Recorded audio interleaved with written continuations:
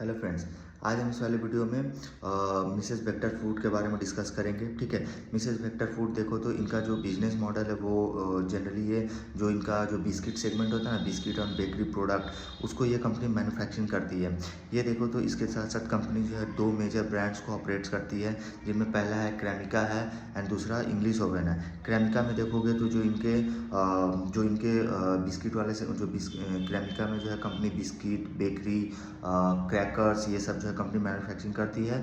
और English oven में देखोगे तो कंपनी ब्रेड, बेकरी जो होता है वो ये कंपनी मैन्युफैक्चरिंग करती है। एंड कंपनी इसके साथ साथ जो है QSR में भी मतलब ये कंपनी जो है वो मतलब company also supplier of top QSR chain like McDonald's, Domino's, KFC and Subway of India. ठीक है। तो इसमें भी कंपनी काम करती है। उसके साथ साथ कंपनी एक्सपोर्ट में भी कंपनी का प्रेजेंस है, मतलब इंटरनेशनली भी इनका प्रेजेंस है।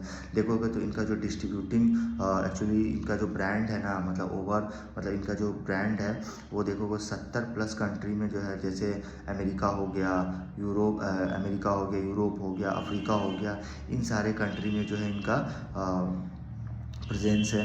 ठीक है। देन इनका अगर आप देखो तो ग्लोबली तो इनका स्लो डाउन है। ठीक है।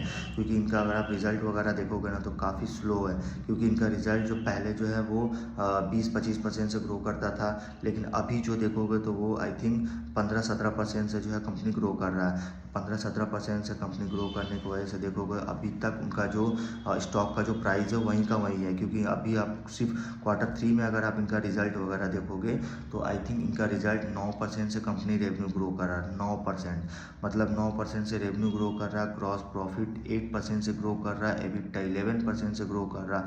तो मतलब देखोगे जो इनका बिजनेस का जो सेगमेंट जो बिजनेस है इनका, पहले जो है वो 20-25% से ग्रो करता था यही कंपनी।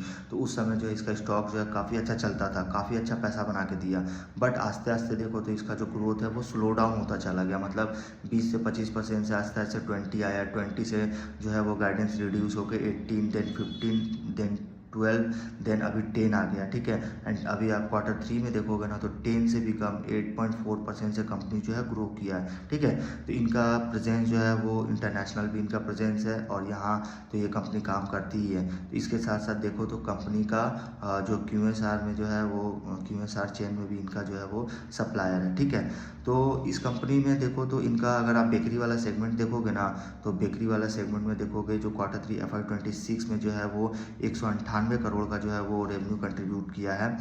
देन उसके बाद अगर आप देखोगे जो मतलब Q3 FY26 में सिर्फ 198 करोड़ का जो रेवेन्यू इन्होंने बेकरी वाला जो सेगमेंट है उसमें जो रेवेन्यू इन्होंने कंट्रीब्यूट किया है। देन कंपनी देखो तो बहुत सारे कैंपेन जो है वो चला रही है, बहुत सारे इन्फ्लुएंसर्स से जो है अपने जो है वो एडवर्टाइजमेंट करा रही है, एडवर्टाइजिंग करा रही है। देन डिजिटल में भी जो है कंपनी काम कर रही है। ठीक है। देन इसके साथ साथ देखो तो कंपनी का जो रिजल्ट है काफ़ी स्लो है, मतलब 9-10% से कंपनी ग्रो कर रहा है, क्योंकि एक FMCG कंपनी है। ठीक है। तो इस वीडियो में यहीं तक रखते हैं।